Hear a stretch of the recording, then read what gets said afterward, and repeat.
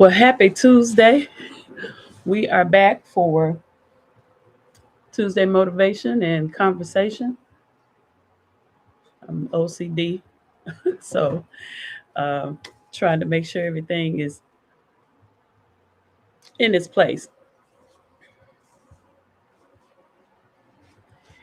Well, welcome to Tuesday motivation and conversation. Sugar Coach Bridget, and so this week I want to kind of divert a little bit of the last couple of weeks. I've been kind of talking about my new venture and the process I'm going through of clarity and getting clarity to make sure that I am on track, with this new venture, and I have things in place the way, or at least to the best of my ability. I'm learning that done is better than perfect. Of course, my coach says that all the time. Done is better than perfect, and so while I want it to be perfect, I know it will not be perfect, but I want to get as close as I can to making sure that things are on track. So it's been fun. And so a lot of the Tuesday motivation and conversations will sometimes include that venture. And so that's B Designs, which is my crocheted, handmade um, creativity or couture handmade designs. And I am having so much fun with just learning new areas of my ability. And I'm continuing to pursue that and going a little bit deeper in learning myself a little bit more in that area. And I'm enjoying the outcomes and the fact that I get to play with the designs and all the different things. I have been crocheting, as I've alluded to in previous sessions, 50 years. It's been off and on for 50 years. I've crocheted. And so I've made blankets and blankets and blankets, and I've made hats and hats and hats, and I've made scarves and scarves and scarves. And so I wanted to go deeper and learn the art of actually crocheting clothing. And so I've done jackets, I've done shrugs, I've done shag jackets, I've done baby clothes, of course, I've done pants, I've done shirts, I've done all kinds of things. And so I'm learning how to be better at it. And so I wanted to start this line, and so I'm enjoying it. And so it's going to be amazing. But I want to kind of divert a little bit tonight, and I won't be showing any necessarily crocheting tonight, but I want to divert a little bit and just talk about something I've talked about before, but I want to add a piece to it, and that is nurturing your vision and how to manage it personally and managing your vision both personally and professionally, and the changes and challenges that come along with that. And so I'm not going to be long, but I wanted to just kind of highlight that based off of a workshop I was just in this past weekend, and it was called Emerge, Realign, um, Reinvent, and Rise. And so we talked about so many different things. And one of the things that I talked about in the 2 day workshop, of course, was a self work framework and how we need to be able to take that and really help ourselves to continue to get clarity, to help ourselves to realign, help ourselves to reinvent, and help ourselves to rise. Because at the end of the day, we have to make sure that we're managing ourselves, and we need a framework and a way to do that. And I know for me, it's a hack to do the framework because it helps me in various situations and under various circumstances to get myself back on track, to realign, to rise up and move forward, or to reinvent myself in some new areas, such as what I'm doing with B Designs. And so it was an amazing, amazing workshop. We went really, really deep. But the premise of it was a foundation of reflecting. If we don't take the opportunity to reflect, do the work of reflecting to determine what has gone well for us, what has not gone well for us, what is it that we did well, what we didn't do well, how we collaborated, what relationships worked, what did not, from a financial perspective, what decisions we made and they were good decisions, what decisions we made and they were not good decisions, how we structured what we were doing. Reflect on those things, reflect on past relationships, your personal reflections, right? Because those personal reflections are going to impact you professionally. And so if you don't take the time to do the reflection from a personal perspective, it is going to impact you from a professional perspective. And I've talked about, I believe I have an episode that talks about personal versus professional clarity and how the two work together. And so it's so very important that we do that because it helps us to be self aware, which helps to get us to better self knowledge. And that's what we want, to deepen our knowledge about ourselves. And so that way we know how we function, what triggers us, what causes us anxiety, what is a distraction for us. Because when you know those things, it helps you to be better with whatever it is that you're doing, whether it's personal or whether it's professionally. And the other thing about the vision piece is that when we're working on goals and aspirations toward a desired vision or manifestation of a vision, it is important that we evolve as we go through that process. And there are going to be changes, there are going to be challenges, and there are going to be circumstances between the destination and the starting point. So depending on where I am now and where I want to be, there are going to be some changes and challenges along the way. And so that means I have to adapt to the change and manage the changes both personally and professionally. So there may be some things going on personally with me, but they're impacting me professionally. And that still is along the path of me getting to where it is that I want to be. So we have to make sure that we are taking the time to manage the changes that we're going through. And sometimes that can be really daunting. And sometimes that can be it can be a lot of fun because you're going through things that is causing you to do things different, approach things differently, take risk. There are a lot of different things. And so anytime life itself is a risk. How about that? And so life is lifing all the time while we're trying to do the things that we're trying to do and go in the various directions we're trying to go in. And so it's so very important that we take the opportunity to make those adjustments, right? And get ourselves aligned with the things that we need to do. And so that was one of the things that was so very important. And so in my book, Manage Your Vision, I talk about these, there's some areas that we have to really make sure that we lock into, because at the end of the day, getting to our vision or getting to the manifestation of our vision, that's just a starting point. That's the floor. That's the floor. So when you get there, you're just getting started. Now you got to manage that. So you got to manage the vision. So for instance, let's just say hypothetically, that's a brick and mortar store. So when you get the manifestation of the store, you got the store open, you got the store stocked, you got the design of the store laid out, you got the point of sale set up, you have staff ready to go, you got your lunch, you've done your lunch, it's exciting, you've popped the bottle on the champagne, everybody's excited. Now you got to get customers in there every day on a regular basis.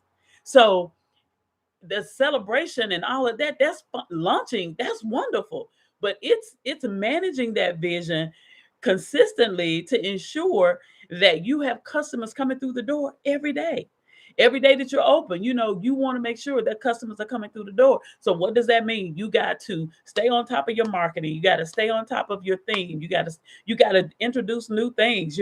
So if it's, for instance, if I was going to do a boutique, this would be something I would really have to think about super, super seriously. And when I say a boutique, I mean a brick and mortar boutique where, it is within a strip mall or it's a brick and mortar location.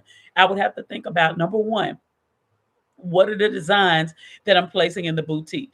Number two, how am I going to entice people to come to that boutique on a regular basis, right? So I got my social media platforms, I got my marketing I have to do, and then the various areas of marketing, whether that's, the traditional marketing, streaming marketing, because so much now is on streaming platforms, making sure that I have that opportunity. So there are the marketing dollars, sponsorships for marketing dollars, maybe people who would be brand ambassadors, maybe, who would model some of the pieces in some of these different arenas to draw attention to my boutique. So there are a whole lot of things. And I'm telling you guys, it's a lot that I'm thinking about as I'm doing this ground floor and kind of testing these waters, because I really don't know, what it is that in totality, how far it is that I want to go.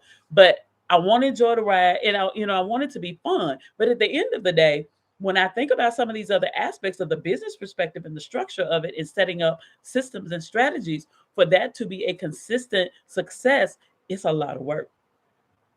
And it's the same way with you and whatever it is that you may be working on or endeavoring to work on. It could be building a house. The process is the process.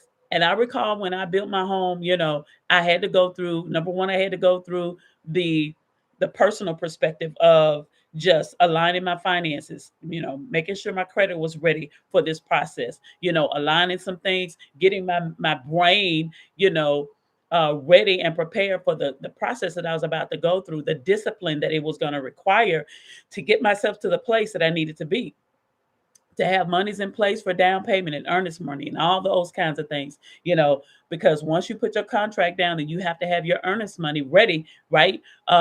To pay at that time. And then after that, everything has to stay on track, whether that's 4 months, 6 months, or whatever, until you're ready to go to the closing table and sign your paperwork to purchase your home.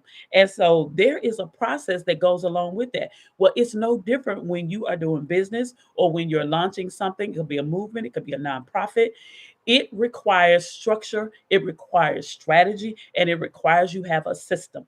And so, as a clarity coach, these are the things that I work with clients to get through those processes to help. One of the main things that I do with clients out the gate is clarity coaching. So clarity coaching is the first thing.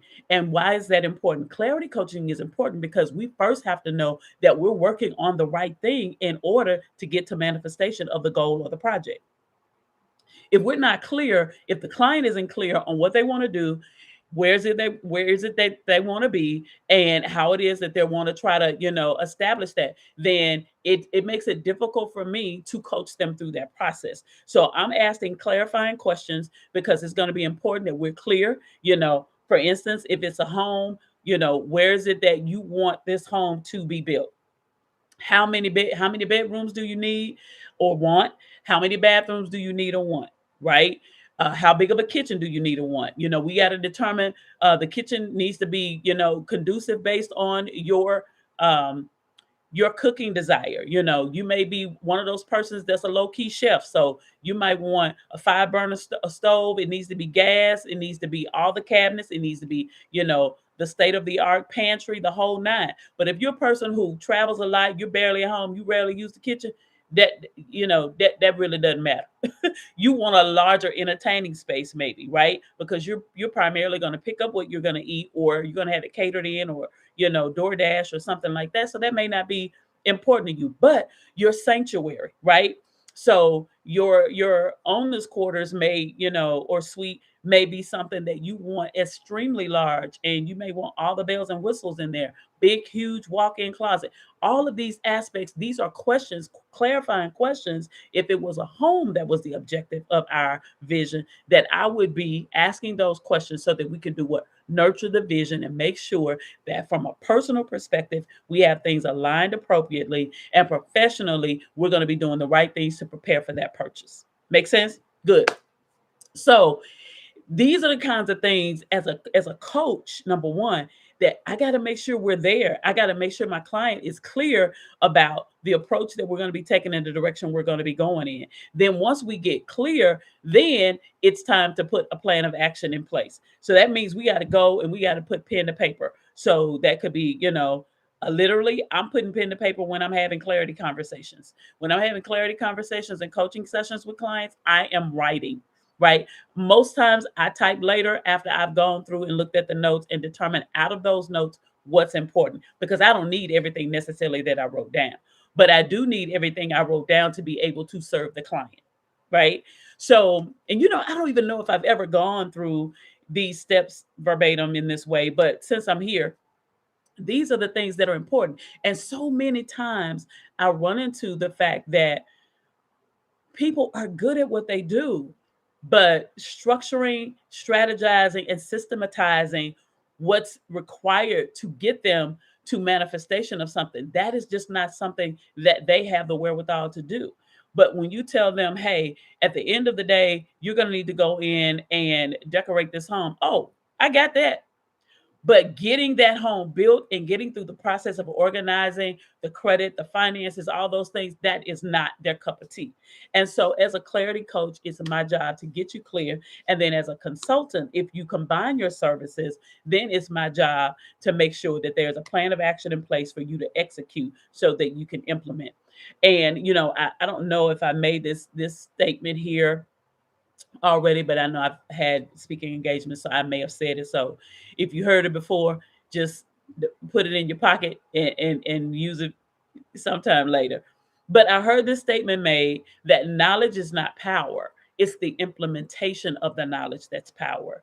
And so what I want to always be able to do is enhance or increase the knowledge that my clients have so that they can implement it for manifestation. That's always the goal. So it's important as to how we are managing what we're doing and the shifts and turns that we're making. So that was the premise of this past weekend's workshop. It was a 2-day workshop, and it was just some of the things that I started to think about. And one of the other things I'm going to talk about in the coming weeks, because I have other workshops coming up, so hopefully I'll be back here next week and we can kind of talk about this a little bit, and that is how getting clarity and gaining clarity increases your capacity. It increases your capacity for relationships. It increases your capacity for communication. It increases your capacity for self-awareness. It increases your capacity for self-knowledge. It increases your capacity for self-direction, and it definitely increases your capacity to be a good self leader. And that's important because if we're good self leaders, if we have good self direction and we are good self leaders, it helps us to help others better. It helps us to show up and be a better version of ourselves. And that is the whole intent of what it is that we want to conquer. So I didn't want to be long tonight, but I just wanted to share that and just give you some food for thought there to really think about, nurturing your vision and some of the things that are required both personally and professionally, and how change is going to be inevitable in order to get yourself to your next place. So there's some mountaintops experiences, things are going to be well, and you're going to be doing really good. And then there're going to be some valley experiences where it's not going to be, you're not going to be doing so well. And so that means that when you get to those valley experiences, you got to have a strategy. How am I going to get myself up out of this? How am I going to rise? How am I going to realign?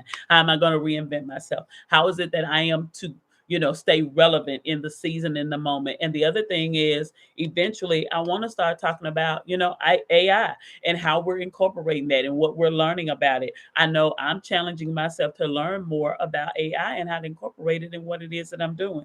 Because at the end of the day, if we don't learn the mechanics of it, we will be left behind. And so that's what we don't want to do. We want to make sure that we're knowledgeable. We want to make sure that we're staying in the know. And we want to make sure that we're doing the things that we need to do to stay um, on top of what it is that's happening in and around us, right? So listen, follow me on my other social media platforms. We got some things coming up. I'll be in Oxon, Maryland, which is in the DMV area, next weekend for the Renewal Women's Empowerment Conference. I'm excited about that. And then I come back and we have the Visionary Voices Fall Seminar. You want to make sure you go to my socials, go to my website, bridgetmoody.com. They're there for your convenience. Get registered and meet me in either Oxon, Maryland, in the DMV area for the Renewal Women's Empowerment Conference or the Visionary Voices Empowerment Circle Fall Impact Seminar. We look forward to seeing you there. Have a good one.